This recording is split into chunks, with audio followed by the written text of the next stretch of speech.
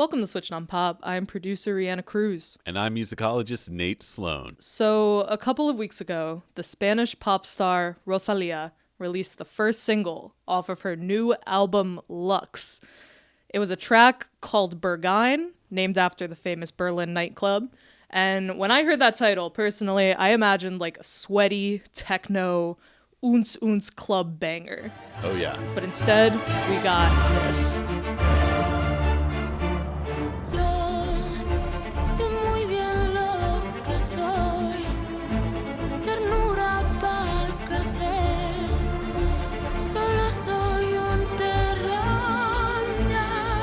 Like if Ludwig van Beethoven rolled up to a Berlin techno club.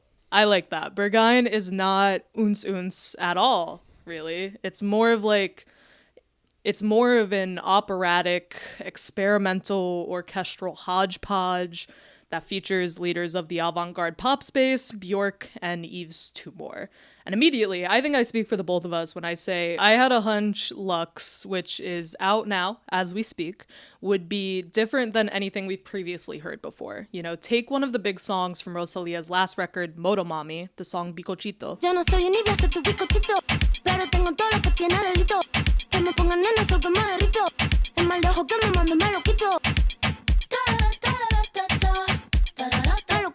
And compare it to, say, the track De Madruga from LUX.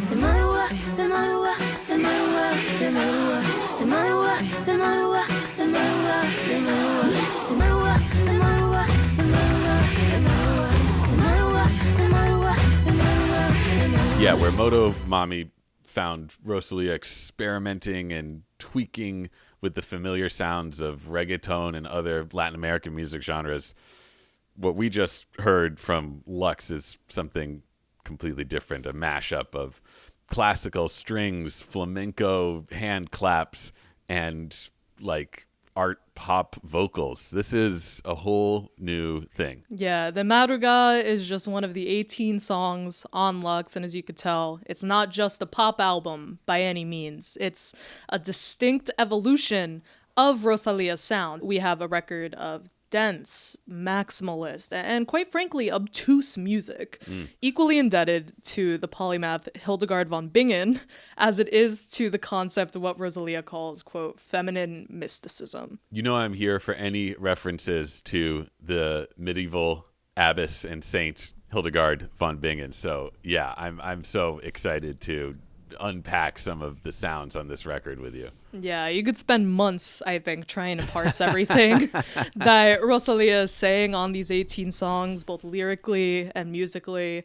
But here's where you and I come in, Nate. At the same time, you know, she's pulling all of these disparate references. Rosalia has gone on record to say that she sees LUX as fundamentally a pop record. So today, Nate, you and I are going to take a close listen to LUX.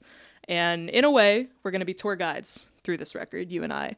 I love it. As a former New York City walking tour guide, wow, I feel well prepared to, wave my metaphorical red flag, gather everyone in the great hall of this album, and narrate everything we're hearing. So where should we start on this tour of LUX, Reanna? Well, I think it makes sense to begin by laying out the facts of this record, of which there are many. I think one of the most notable parts of LUX is that there are, in fact, 13 languages sung on this album. Wow. She worked with a dialect coach to really get those pronunciations correct, and we hear Ukrainian on De Madruga.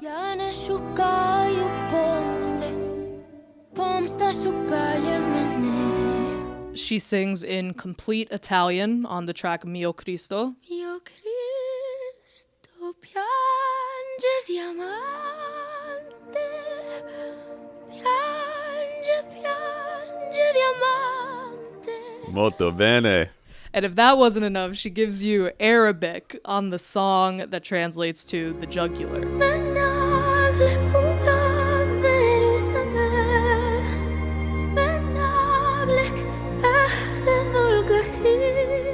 I mean, that is so impressive. And maybe reflects some of Rosalia's classical training as a musician. You know, if you're someone who studies opera, you have to learn how to sing in a lot of languages because you're covering this vast operatic repertoire. But certainly that wouldn't include Ukrainian and Arabic. So she's going above and beyond here. And speaking of classical training, I think it's worth noting that within Lux's 18 songs, there are 4 distinct musical movements. Very reminiscent of the 4 movements that typically structure a classical symphony. I'm with you. Yeah, and I think part of that comes from her work with the London Symphony Orchestra on this record, in addition to the songs being arranged by the Pulitzer Prize-winning contemporary classical composer, Caroline Shaw.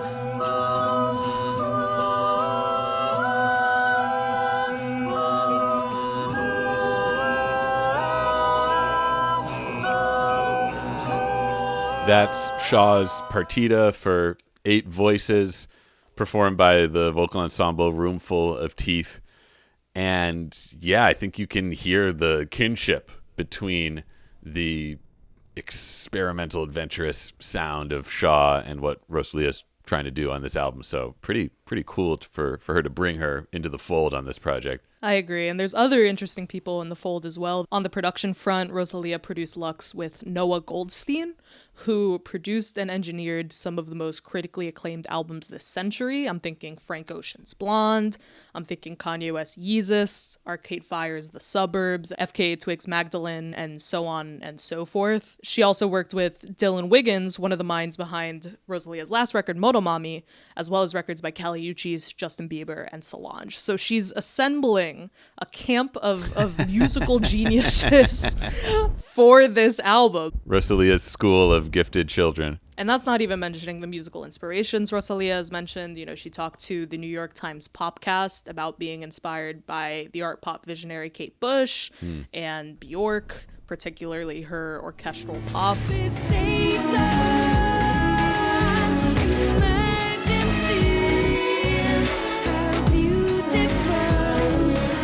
So take all of that in. There's a lot. It's a lot we're going into this record with. Feels like I'm back in class.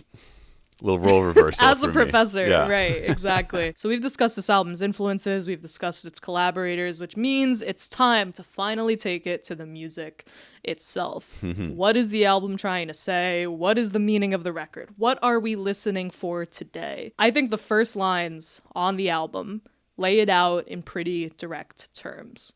Here's the beginning of the track, Sexo, Violencia y Llantas, which translates to sex, violence, and tires. ¿Quién pudiera vivir entre los dos? Primero amar el mundo y luego amar a Dios. She sings, how nice it'd be to live between them both.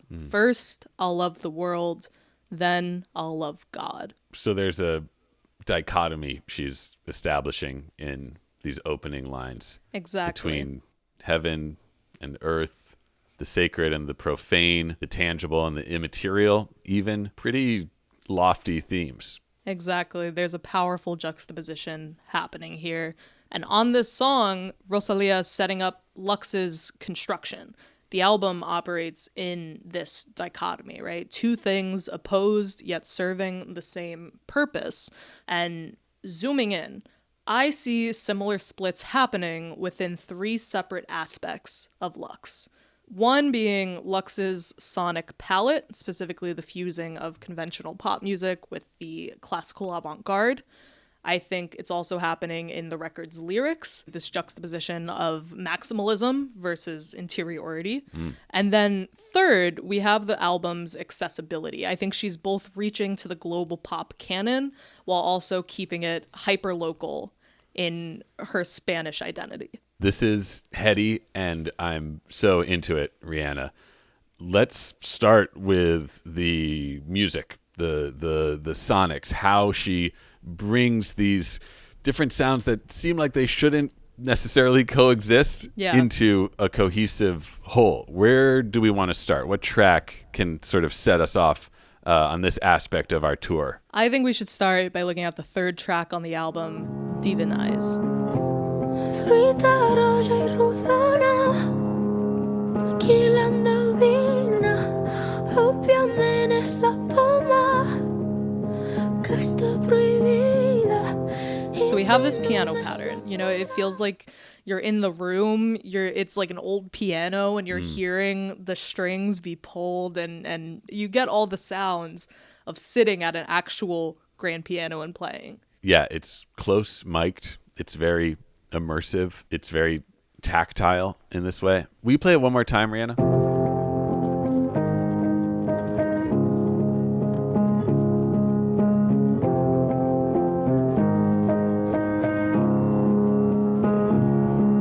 Okay, there's also another kind of cool thing happening here, which is that the song is in an odd meter. It's in like 5/8. 1, 2, 3, 4, 5. 1, 2, 3, 4, 5. 1, 2, 3, 4, 5. Which is very unusual because you usually get songs in 4 in the pop world. You know, maybe 6, 8, maybe 3, but 5. That's very rare. And it's a little off kilter, and it's a little weird, and it's already our first hint that, okay, even if this is a pop song, there's something a little off about it. You know, that really makes sense because when I was listening to the song, I was trying to count it out, and I was having a very hard time. So it makes a lot of sense. Yeah, this would be a tough spin in the club. Everyone would be like, wait, where's the downbeat? Where do I bump my head? So maybe because of this meter and because of the way the piano is produced, there's something menacing and dark to it, I think, as the song starts. And this is contrasted with Rosalia's voice, which is light and almost spectral in a way. This ghost is still alive. I'm still alive. Sta mes viva mai. Whoa. So moving into the chorus, something that I think Rosalia is doing on this song, you know, I mentioned the word spectral before, and I think her voice has this, stay with me here, theremin-like quality, which warbles in its high pitch, and it works in tandem with the lyrics that she's singing in English about ghosts. You know, she sings, this ghost is still alive, I'm still alive. This ghost is still alive. I'm still alive. And staying on the pop tip, I want to check out the chorus of the song. I use chorus very loosely, right? These songs kind of exist as like cinematic, I don't know, score-esque. There's like motions to them, you know? We get this beat that is like almost Jersey Club, but not quite. Like it feels like if like Aphex Twin did like a deconstructed Jersey Club track. Through my body you can see the light. Bruise me up a little of my pride. Know that I was made to divinize. Outside me, inside me. And she's performing this vocal effect that almost sounds like the way a club DJ would chop up a vocal. Yeah. Except she's clearly not having it done to her. She's performing it herself. Ha, ha, ha, ha, which is not easy to do. I can barely do it, but she really pulls it off. So we're like, I like that we're kind of between the worlds of techno and opera and classical in this way that's very kind of destabilizing. I mean, thinking backwards, right, it makes sense. I feel like that Berghain was released as the first single, you know, this bridging of techno and classical. This song feels very much in that vein. And while we have that juxtaposition of classical and club happening, we also have the juxtaposition of light and dark, you know, the spectral voice with the dark piano. And then in the chorus, these plucking violins come in, adding a little levity, which brightens up the song. Know that I was made to divinize. Outside me, inside me. Outside me, inside. So we're conflating the earthly with the sacred in these lines in tandem with the music. And Divinize is one of the more conventional tracks on the album, but Rosalia employs the same formula on the following track, Porcelana. Lo que tengo, lo que hago, mi valor. Y el dolor siempre vuelve a aparecer. En ti no creo, hasta que te derrames en mi pecho. dentro mi corazón y mi cerebro. Como un cubata cae en mi garganta y se vierte en mi pelo hasta el suelo. Ego Sam Nil, Ego Sam Lux Mundi. I gotta say, picking a clip to play from this song was so difficult because there is so much happening. My listening notes for this song included lines like, what the hell is happening here?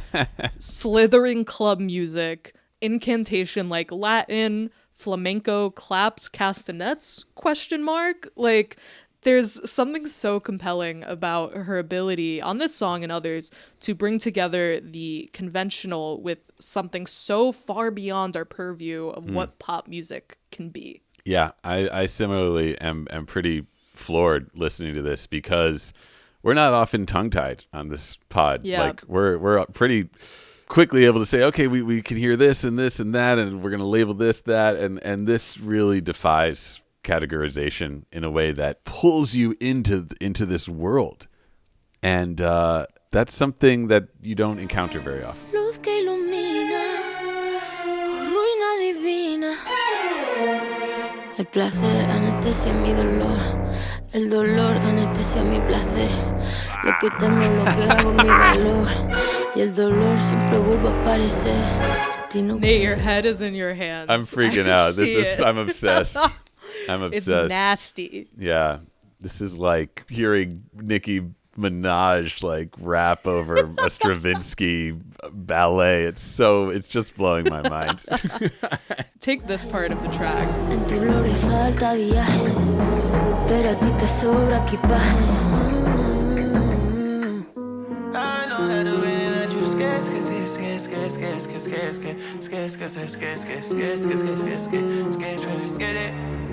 Oh my God. Just when you feel like you couldn't be any more surprised, we get an auto-tuned mumble rap feature over a timpani breakbeat.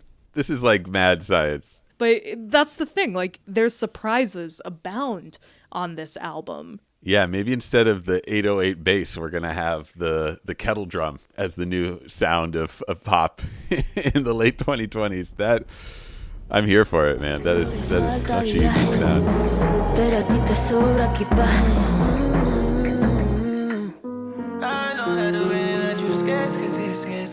So sick. The juxtapositions on LUX aren't only done musically, they're also done lyrically.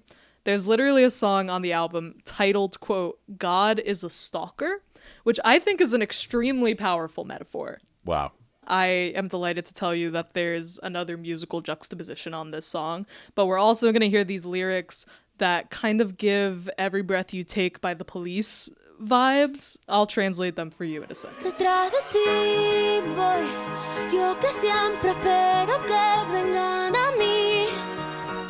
No me gusta hacer intervención divina, pero a mi baby yo lo voy a stalkear para poderle enamorar detrás de ti. I hate that in the clip. That's one of my favorite parts on the album. Yeah, I was just getting into my salsa bag there. My hips were just, whew. But it's okay. I'll lock it down and let's talk about lyrics. I can handle it. The lines here are, I'm right behind you. I'm always waiting for others to come to me and don't like pulling off divine intervention, but I'm going to stalk my baby to make him fall for me. I am not, super up on my theology. Likewise. But I think this is one of the more, challenging aspects of the divinity is like, how do you square this idea with God being a omnipresence in every part of your life and also not, wanting to associate God with the more unsavory parts of your life. And I think bringing it back down to earth a little bit, I mentioned Every Breath You Take by The Police. I could see parallels in the lyrics of both tracks. Every breath you take and every move you make, every bond you break, every step you take, I'll be watching you. One of the fascinating things about Every Breath You Take is that it's a song about stalking that has become one of the most beloved romantic anthems of the last half century. Perhaps God as a Stalker will have a similar future. It will become like a beloved salsa track while we conveniently gloss over the troubling lyrics. Troubling or not, this song has a compelling lyrical narrative, and I think every song on Lux has a compelling lyrical narrative. I think that's part of what makes Rosalia such a talented and otherworldly artist. And I think she knows that. When I first heard the album, it was presented with a note, quote, from the artist, that the ideal mode of consumption was in a dark room with the lyrics and translations up to follow along as you're listening. And when you have an album with 13 languages on it, it makes sense that the lyrics are very forward in the presentation. Obviously, we're recording this under the bright lights of the home podcasting studio, but nonetheless, I love the fact that Rosalia has a whole recipe for like how you're supposed to consume this album. It's kind of like, to use another, classical reference here, the Wagnerian concept of the Gesamtkunstwerk, like the total work of art. She's trying to control every element of your listening experience to completely immerse you in her world. Anyway, other lyrical dichotomies for us to tour, Reanna?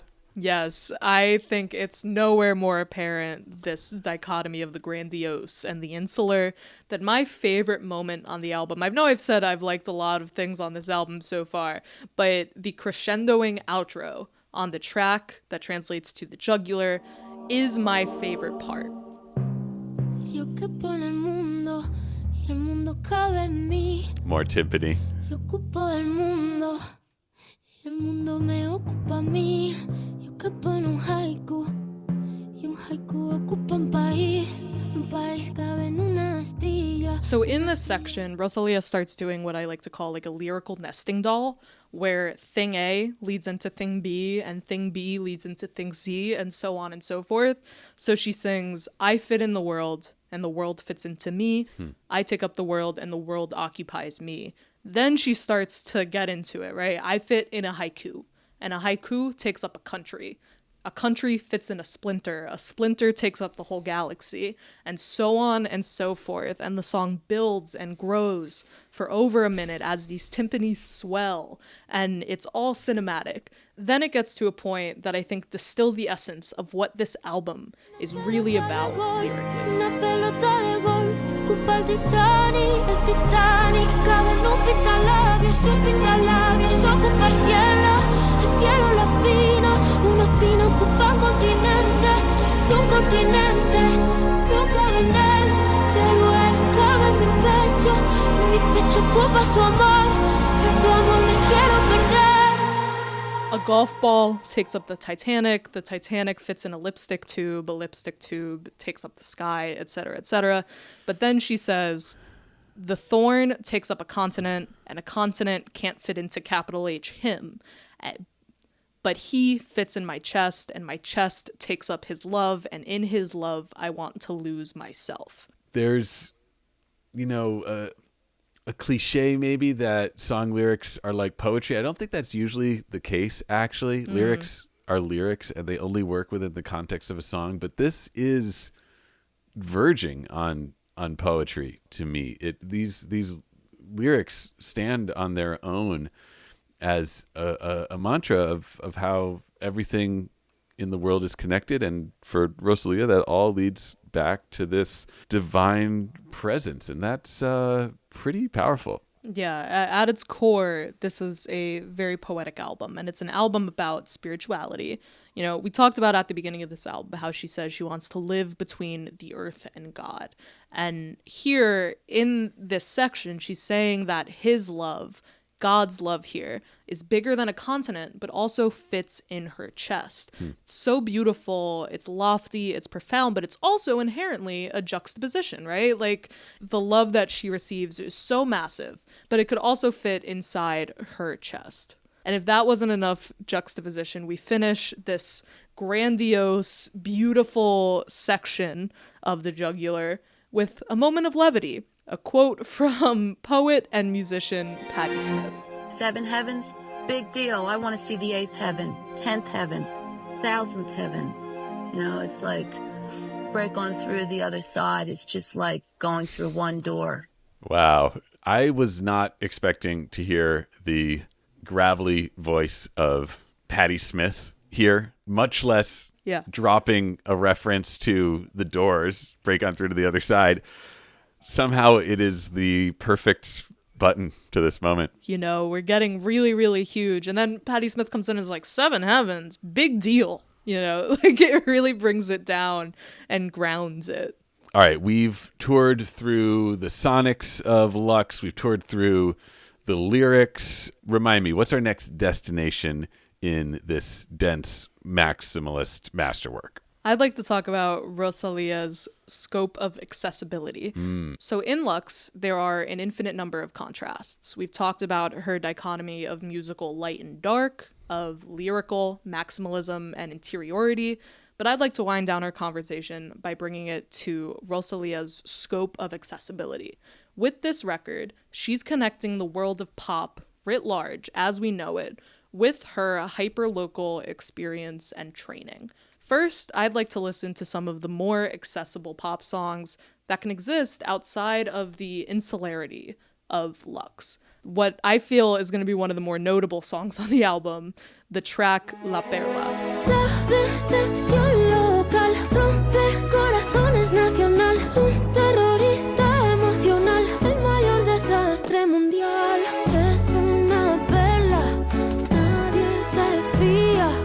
Es una perla, una de mucho cuidado. So if you're a no salvo Spanish speaker like myself and you have the translations pulled up as you're listening to this, you would be surprised to read lines like, he's a pearl, a nasty piece of work. My personal favorite, national heartbreaker, emotional terrorist, world-class fuck-up. I think that's a beautiful pre-chorus. It's such a contrast to the really bright, cheery waltz time musical accompaniment. Dun, dun, dun, dun, dun, dun. It sounds like you should be singing about like holding hands in a field of daffodils or something, not calling out someone for being an emotional terrorist. Yeah, I was imagining this to be like a ballroom dance, you know, like Totally. I hear it in a large acoustic room, you know, bouncing off the walls, people doing waltzes on the dance floor.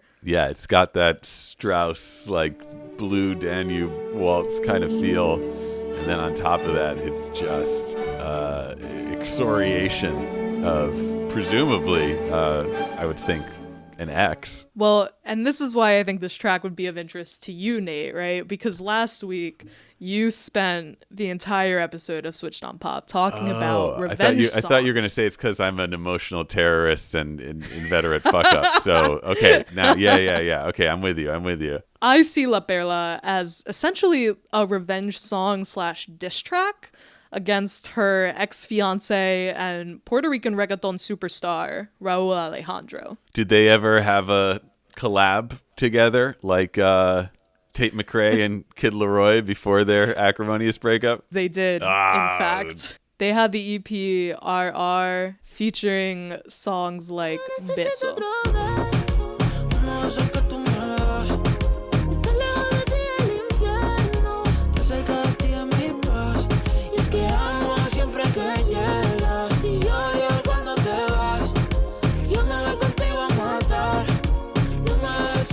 Yeah, I feel like this is increasingly a big phenomenon in the pop world. You have a high-profile breakup, and then you write a song that drags your ex through the mud. So even though the accompaniment might not be what we expect, I totally see what you're saying. Like, this is super accessible, super following the contemporary pop playbook. Yeah, and I think if you look closely, there could be lines that explicitly mention Raúl. Like, I think of this line in particular. El rey de la 13-14 no sabe lo que es cotizar. So, okay, the lyrics here translate to the rip-off king, he sells himself short. And I hate to disvestigate. I'm sorry, did you say disvestigate? Investigate. Is that in the lexicon, or did you just coin that? I'm inventing that right now. Wow, great. I think it's got legs. Okay, Disvestigate. The line, the ripoff king, could apply to Raul because his past 2 albums have been these tributes to old school Nuyorican salsa. Specifically the title Cosa Nuestra, which is a Willie Colon album. Yes. And there's covers on Cosa Nuestra of Frankie Ruiz's Tu Con Él.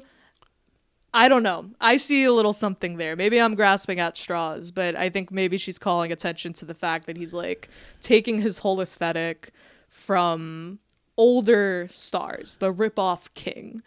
And then, if that wasn't enough, she continues to say he sells himself short. Yeah. And when I look up Raul Alejandro's height, it says he's 5'8" tall. So I think in many people's eyes that is in fact short, but I'm 5'6", so maybe I'm stones and glass houses, you know? Yeah, I mean, if you're going to have a diss track, you're going to have to talk about the person's height. Just ask, Drake. That was about the only ammunition he had against Kendrick, I feel like. You won't never take no chain off of us. How the fuck you big stepping with a size 7 man's on? Low blows. But targeted disses aside, I could disvestigate this song to death. But I think ultimately the song's power is, as we've been talking about, its conventional lyricism, the way that it places itself in the modern canon of revenge music, a la Taylor Swift, or as we talked about last episode, Tate McRae. Musically, she also situates herself accessibly. I think of what I find to be the most simple construction on the record, the track Sauvignon Blanc. Sauvignon Blanc, a tu lado, mi futuro será dorado. Ya no tengo miedo del pasado, está en el fondo de mi copa de Sauvignon Blanc. Classic ballad. Yeah, so help me with these lyrics, Reanna, because if I've learned anything from this album, I have a feeling the song is not just about the white wine Sauvignon Blanc. I don't know. I feel like maybe this is the closest thing that presents itself as what it actually is. But I don't know. Maybe I'm thinking too literally here. Maybe this track is the musical equivalent of a digestif, just something to sort of clear your palate so you can dive back into the heady classical techno mashups that await. Absolutely. I think this track is a vocal showcase.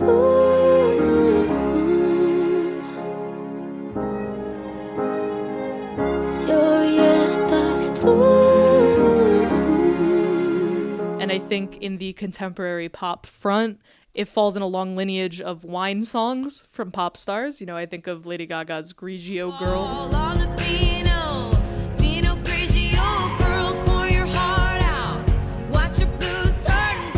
Adele's I Drink Wine.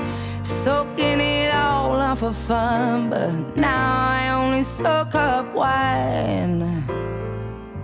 It places itself in that canon, which, intentional or not, comparisons need to be drawn. I really want to come up with another example of this lineage, but all I can think of is Big Sean's Marvin and Chardonnay, and I don't think that's entirely appropriate. Red Wine Supernova. Okay, that would have been better. Okay, I'll get them next time. Nevertheless, your point is well taken, Reanna. Sometimes you just need to flex your vocal skills a little bit. There's parts of this that feel almost like a flex. She could do simple as well as she can do maximalist terrestrial spiritual compositions. And when she's not doing that, she leans on her voice and gives her voice a chance to shine.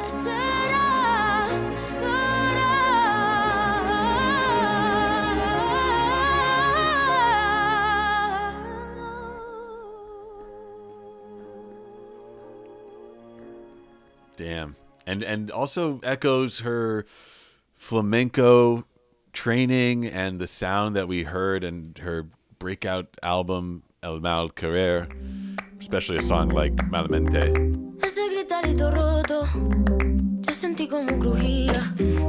Antes de caerse al suelo, ya sabía que se rompía. I'm so happy you mentioned that, Nate, because it leads me to the final point of this larger juxtaposition between contemporary pop and her hyper-local sensibility. Something I love about Lux is the use of Rosalia's experience and knowledge as a Spanish artist classically trained in flamenco music. And there's hints of flamenco all over this record. I hear it on a track like Novia Robot. Soy la diva, soy de Lulu. Te por lo que él mataría y él dice que hay un trofeo que quiero por el que compito y ando That's a soñando. kind of flamenco poppy hybrid. I hear it on the song Fokurani. La arena que en tus manos la sujetas resbala de tus puños y la aprietas. Mejor hablar ahora. Oh, so good. And on songs we've already talked about today, like Porcelana.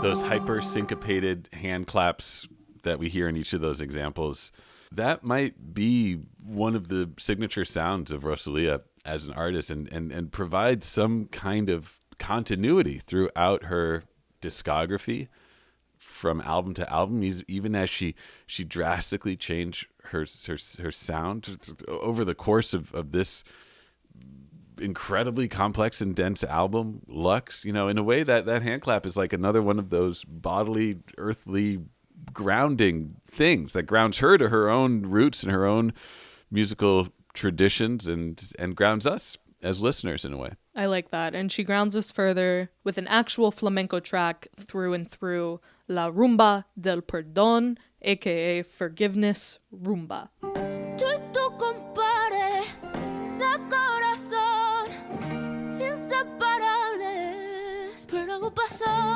Había un kilo sin corte en tu cajón de pura envidia. ¿Quién te lo robó? Tu mejor amigo. Later in the track, a full chorus comes in. Toditos te los perdono. Toditos te los perdono. The timpani is back. Unreal. This is such a cool place to end our discussion. And to be clear, this is not the end of everything we could say about this album. We haven't even gotten to every track. We haven't even gotten to every part of every track. There's so much going on here. This is just our, initial tour. This is a tour through some of the paintings and statues on the wall of this album. But I do like ending with the flamenco because that is, something atavistic, I think, for Rosalia and her work, something that is a core element of her sound. And I feel like I want to ask a question at this point, which I'm a little chastened to ask because it's so basic in response to this masterful album that we've just been talking about. But I'm curious, do you think there's a hit here? Is Lux gonna burn up the charts? Are we gonna be blasting these tracks out of our car stereos and getting down in our Berlin nightclubs to these songs? What do you see as the sort of function of this album, Reanna? I think this album is a showcase for the timpani. No, I'm just kidding. The thing is, I don't think this album will be a chart success. I think it'll be very successful critically, but commercially, I'm uncertain. At the same time, I think part of the point of this album and Rosalia's ethos with Lux might be to not be commercially successful. I think part of the album's purpose is to serve as an antidote for a lot of problems that plague modern pop music. I think of passive listening. I think of songs that are designed to be clipped on TikTok. In contrast, Rosalia is literally saying, sit in a room, in the dark, no external stimuli, and listen while reading the lyrics. I think ultimately it's a record for listeners. And I say that like capital L listeners. I think it will connect with people that are comfortable with musical and lyrical juxtaposition. And I think it will connect, but with people like you and I. I like that, Reanna. I appreciate an artist who is willing to challenge their audience. And I'm thinking of something you told me that Rosalia said on the New York Times Popcast, which is that she'll be kind of glad if this record alienates people. This isn't supposed to be a comfortable record. It's supposed to unsettle you and make you think. And yeah, I think that's really essential at this moment when our brains are being rotted away by AI and social media. Yeah, Rosalia is like, no, I'm here to keep your minds sharp. I'm gonna throw a lot at you and challenge you to keep up. And there's something really refreshing about that. It's an innovative album. It's a boundary-pushing album. And I think fundamentally, it's a divinely beautiful album. All right, we've made some passing references to Caroline Shaw, Stravinsky's Rite of Spring, but I think there's so many more classical references here that we've just skimmed the surface of. And as a classical head, I guess, I'm super keen for our listeners who might have their own classical background to chime in. What else are you hearing here? Was there a little Carmina Burana in one of those tracks? Was there a little Viennese waltz? Like, let's get the compendium of classical references on Lux going. You know where to find us, at Switch on Pop on social media. And tell us what you're hearing, y'all. As a non-classical head, I am ready to be enlightened.